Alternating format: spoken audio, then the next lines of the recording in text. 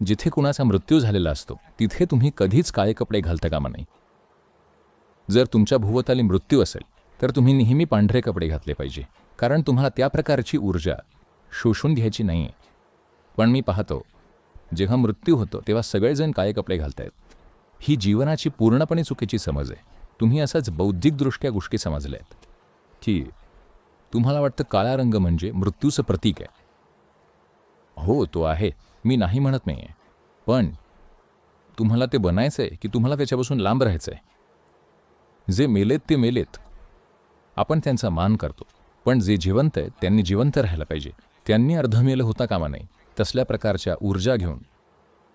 तर असं काही असेल जे तुम्हाला घ्यायचं नाही आहे, तुम्ही पांढरे कपडे घातले पाहिजे. पण जिथे आपल्याला काहीतरी खरंच शोषून घ्यायचं आहे तिथे आपण काळे कपडे घालतो. जिथे आपल्याला परिवर्तित करायचं आहे तिथे तुम्ही पांढरे कपडे घालता.